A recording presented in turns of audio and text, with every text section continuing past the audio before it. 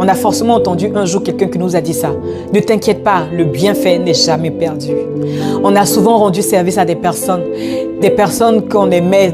Lorsqu'il s'agissait de ces personnes, on était prompt à rendre service parce qu'on se disait, ben oui, on le fait naturellement. Et lorsque nous avons besoin de ces personnes-là, malheureusement, ces personnes n'étaient pas là pour nous. Ces personnes-là ne répondaient plus à nos messages, ne nous ouvraient pas la porte lorsque nous venions frapper à la porte de cette personne. Juste pour vous dire, enfants de Dieu, que lorsque nous rendons service à quelqu'un, n'attendons rien en retour. Rendons-le parce que nous avons envie de rendre service sans arrière-pensée. Lorsque nous le faisons par amour, Dieu lui-même suscitera quelqu'un ou ouvrira les portes au moment opportun pour nous bénir. Si la personne est de bonne moralité, la personne tout naturellement viendra vous dire merci. Et il y a des personnes vraiment à qui, lorsque vous rendez service, là, oubliez que vous avez rendu service à cette personne. Parce que si vous voulez garder dans votre cœur que vous avez rendu service à cette personne, vous aurez que la déception. Parce que la personne va vous montrer que vous l'avez rendu service et c'est tout, ça s'arrête là. Écoutons cette petite exhortation et revenons tout de suite. Je suis Pierre-Marie, je fais ce témoignage pour édifier quelqu'un. Je suis issu d'une famille de 6 enfants et nous vivions dans une petite ville en Côte d'Ivoire. Mon enfance, je peux dire que mon enfance a été une belle enfance parce que on avait les parents qui étaient toujours là, qui étaient attentionnés, sauf que notre enfance était différente de celle des autres enfants. Je m'explique. Mon père était, disons, le seul de sa famille qui avait un travail stable. Du coup, chaque année, avant chaque rentrée, on avait droit à des cousins qui venaient du village, d'un peu partout, qui venaient rester à la maison. Donc, imaginez 6 enfants dans la maison, plus parfois 4, 3 protégés, plus le père et la mère, sans compter des tantes qui venaient très régulièrement à la maison. Nous étions très nombreux dans la maison. Et ce qui nous marquait très souvent, c'est que notre père, il mettait toujours au devant envie d'aider.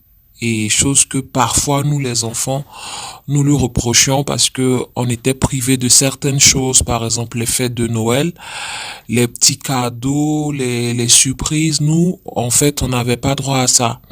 À Noël, tout ce que nous on avait comme cadeau, c'était un bon repas. Ça, je peux pas le nier. On avait droit à un très bon repas. Mais après ça, le 25 matin, comme tous les enfants du quartier présentaient leurs différents cadeaux, nous, on n'avait pas droit à cela. Nous-mêmes, les enfants, on avait compris comment ça fonctionnait, donc on essayait de justifier le fait de n'avoir pas eu de cadeau. Et je me rappelle comme ça, une fois, quand j'étais au lycée, c'était la période où les téléphones portables avaient commencé. Et mon père, comme ça, on lui disait, mais papa, pourquoi tu ne t'achètes pas un téléphone? Parce que voilà, tous tes amis, tes collègues, les tontons du quartier, tout le monde a un téléphone. Et toi, tu n'as pas de téléphone. C'est pas comme si t'as pas les moyens. Et il nous a dit comme ça que tout cet argent pour un téléphone, il préfère le prendre pour aider sa famille, aider ses enfants, aider ceux qui en ont besoin. Une fois aussi, on revenait de la messe. Ça m'a beaucoup marqué. J'avais, je crois, 13 ans. On revenait de la messe et c'était une période où financièrement c'était difficile pour mon père. On se disait, bon là on va rentrer, il y avait rien, sérieusement il y avait rien. Et on arrive, il y a un monsieur qui est devant le portail qui attend. Et on était étonnés, on dit mais qu'est-ce qu'il y a, tout et tout. Il avait un gros régime de bananes, je vous promets que le régime, en tout cas, je l'avais jamais vu. Et il dit comme ça à ma mère que oui, c'est pour vous. Une fois parti, vous aviez aidé mon épouse. Bon, je suis dans la ville en question et j'ai pensé à passer chez vous remettre cela. Et on était tellement dépassés, contents, tout ça, parce que voilà, ce régime de bananes allait nous permettre de manger.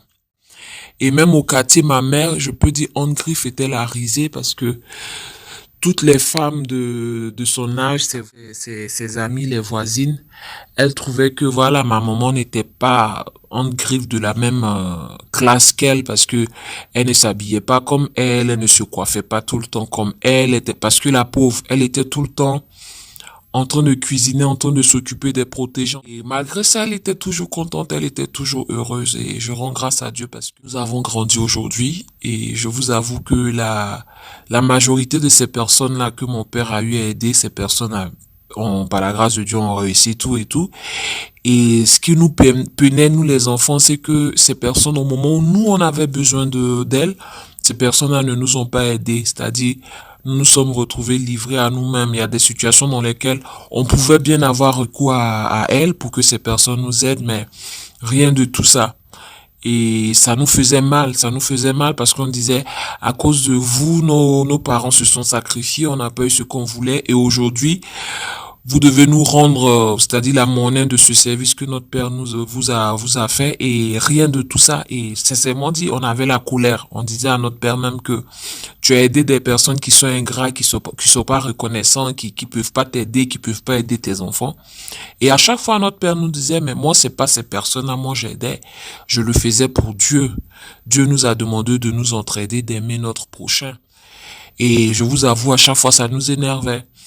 Personnes proches de mon père, proches des amis, ses collègues, tout le monde se moquait de lui et disait tout le temps qu'avec tout ce que tu as comme salaire, tu ne peux même pas t'acheter une voiture. Tu n'as même pas un terrain, tu n'as rien. Et on lui disait ça. Et mon papa, parfois, il rentrait, il était vexé. Mais à chaque fois, il disait, tout ça, c'est du matériel, je m'en fiche. Et nous-mêmes, les enfants, on arrête tout ce que tu fais, puis commence à penser à toi, commence à penser à tes enfants, commence à penser à ton épouse. Voilà, vie, profite de la vie, profite de nous, soyons heureux. Et il a dit non, que ce que je fais présentement, vous allez en bénéficier plus tard. Parce que moi, je le fais comme Dieu me l'a demandé de le faire. Et je vous avoue que c'est pas faux. Je comprends mieux ce qu'il semait, comme on le dit, parce que aujourd'hui, la récolte est énorme. Parce que sur ces 6 enfants, je vous avoue que tous ces enfants ont réussi. Je peux pas dire que je suis millionnaire ou milliardaire, loin de là, mais j'ai une vie décente. Le reste de ma famille, mes frères et sœurs, c'est pareil. Et ma mère, qui était la risée dame là, a la possibilité de visiter les pays du monde. Hein. Je précise bien du monde qu'elle veut. Parce que Dieu a fait grâce à ses enfants. Dieu lui a fait grâce. Donc je vais finir pour vous dire que le bienfait n'est jamais perdu. Dieu, il est bon. Quand nous faisons tout par amour, Dieu, il nous le rend au centuple. Je vous remercie. Nous venons d'écouter cette exhortation. Alors, qu'en tirez-vous comme leçon? De regarder toujours à l'homme ou de regarder à Dieu? On a vu beaucoup de parents qui ont rendu service. On a vu beaucoup de parents qui sont sacrifiés pour l'enfant d'autrui. Lorsque ces enfants l'ont grandi, rares sont les personnes qui sont venues dire merci. Souvent, le parent peut mourir. Le père ou la mère qui ont rendu service, ou bien peut-être les 2 parents meurent. Les enfants en question restent orphelins. Parce que le père ou la mère s'est tellement privé pour l'enfant d'autrui qu'il a oublié lui-même ses propres enfants. Et lorsque maintenant ces enfants-là sont aussi dans le besoin, ils se disent tout naturellement, on va aller voir cette personne que papa a aidée. Cette personne n'est pas là pour vous rendre l'ascenseur. En conclusion, lorsque nous faisons quelque chose, que nous rendons service à quelqu'un, de ne pas attendre quelque chose en retour, mais de regarder seulement à Dieu, parce que nous l'avons fait avec amour et sans espérance. Nous vous invitons à vous abonner afin de rien rater de nos publications. C'est un plaisir de partager ce sujet. À très bientôt pour une autre vidéo. Que Dieu vous garde.